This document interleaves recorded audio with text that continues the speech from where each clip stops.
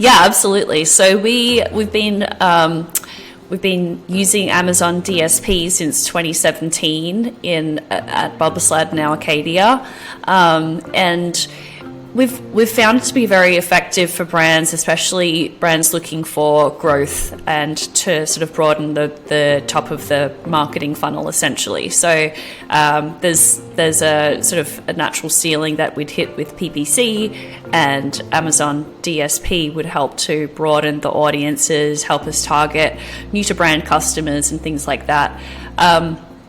But we would often hear from brands and even have this same thought ourselves of how is this actually working, and what is a view and what is an impression, and the metrics that we would get back from Amazon natively or in a dashboard would serve up metrics that didn't really, to us, tell the full story. So we decided to dive deeper into Amazon DSP and learn more about what are these metrics really measuring, and how is the sausage made, essentially. And along the way, we discovered more and more about the way that Amazon DSP is built, and what might be some more appropriate metrics to look at through each stage of the customer journey. And that really helps to answer for us the question of what is DSP really doing for my brand? And the answer is very dependent on what sort of stage of the audience, what stage of the buying journey you're targeting, and what your objectives are. And that should really drive what metrics you're looking at, rather than the default metrics of impressions, ROAS, views, and things like that.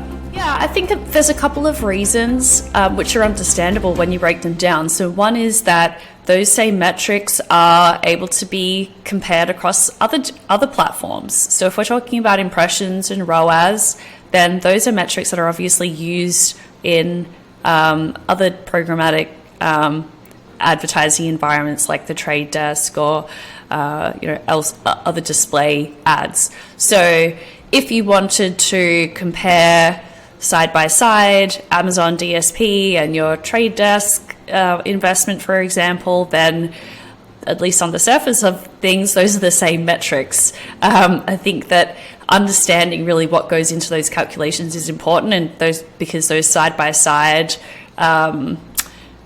comparisons may not be everything that they seem. I think that the general sense is overwhelm, or sort of a lack of understanding or education, and that along that spectrum, I guess most people are falling. So the overwhelm is, there's lots of things that you could be measuring, and certainly when you dig into Amazon DSP, there are a lot of metrics that you can pull out.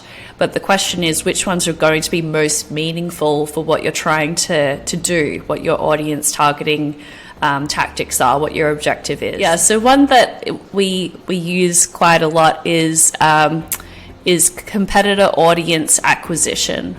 So this metric tells us how many people we've reached out of the total potential audience created in DSP.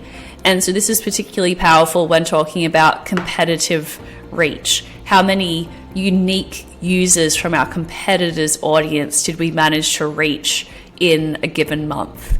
And so that metric is really helpful at showing us the success of the current stage. Are we actually showing our ad and getting effectively in front of our competitors' customers? It's funny because, like I said, we've had a seat on the DSP since 2017.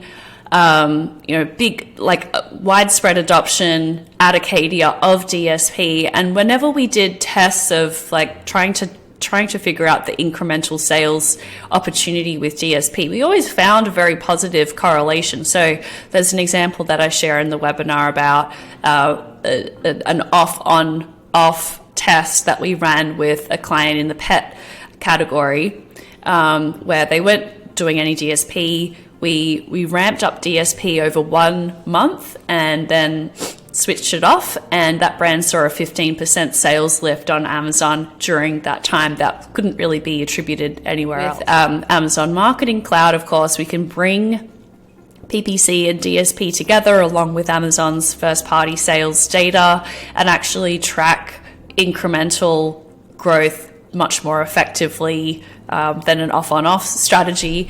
And we've also seen very strong correlations between customer ROAS and purchase rate for customers who've seen multiple types of ads. So not just a sponsored product ad, but when they actually are exposed to DSP ads as well, we improve the purchase rate or the ROAS quite significantly.